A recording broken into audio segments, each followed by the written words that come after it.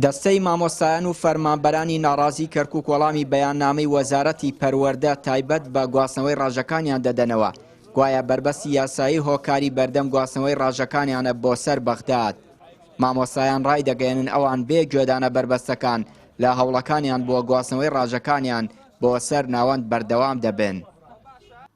پاش ئەوەی زیاتر لە 5,000 مامۆستا و فەرمانبەری خوێندنی کوردی لە شاری کەرکووک و لە پرۆسەیەکدا واژویان کۆ کردەوە بە مەبەستی گواستنەوەی ڕاژەکانیان بۆ سەر حکوومەتی ناوەند، بەڵکو چیتر قورتاریان بێت لە دەستی دەسەڵاتی خۆسەپێن کەچی لە ڕاگەیەندراوێکدا و بە ناوی وزارەتی پەروەردەی حکوومەتی کاربەرەکەری هەرێمی کوردستانەوە بە مەبەستی سیاسی دژی گەڕانەوەی ڕاژەکانمان بۆ سەر ناوەند وەستانەوە. ئەم دەسەڵاتە هەمیشە کاری لەسەر بێئومێدکردنی موچەخۆران ئەکات لە کاتێکدا زیاتر لە 100 ڕۆژە فەرمانبەران موچەیەکیان وەرگرتووە. لێرەوە بە ناوی دەستەی مامۆستایان و فەرمانبەرانی ناڕازی کەرکووکەوە بە حکوومەتە کاربەرێکەر و کاتبەرەکەرەکەی هەرێم و پاڵپشتەکانی لە دەسەڵاتەکەی دەڵێن چیتر بەسە.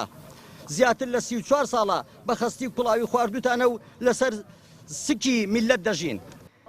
مامۆستایان و فەرمانبەرانی کەرکووک نیگەرانن لەو ڕێگری و بربەستانەی بۆیان دروست دەکرێت لە هەوڵەکانیان بۆ گواستنەوەی ڕاژەکانیان. نوێنەری مامۆستایان و فەرمانبەرانی کەرکووک داوا لە بەرپرسانی سنووری سلێمانی دەکات بە بانکیکردن و گواستنەوەی ڕاژەی مامۆستایان تێکەڵ نەکەن و دەڵێت دوو پرسی جیاوازە.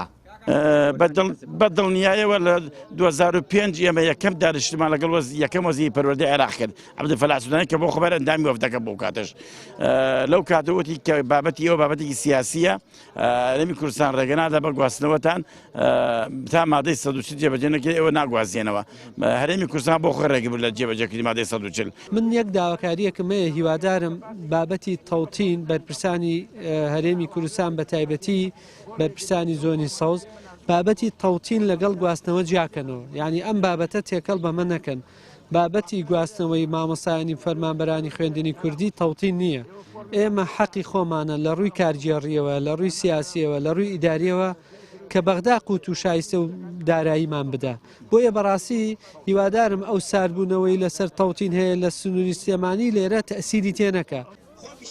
سەرباری بربەستە سیاسی و حزبیەکانی بەردەمیان مامۆستایان و فەرمانبەرانی خوێندنی کوردی بەردەوامن لە هەوڵەکانیان بۆ تەواوکردنی ڕێکارە ئیداریەکان بۆ گواستنەوەی ڕاژەکانیان بۆ سەر بەغداد. واژ بڕیارە نووسراوێک بە 5,000 واژووەوە ڕادەستی محەممەد شیع سوودانی سەرۆکوەزیرانی عێراق بکرێت تا ڕەزامەندی لەسەر بدات. چیانوری کەناڵی پەیام، کەرکووک.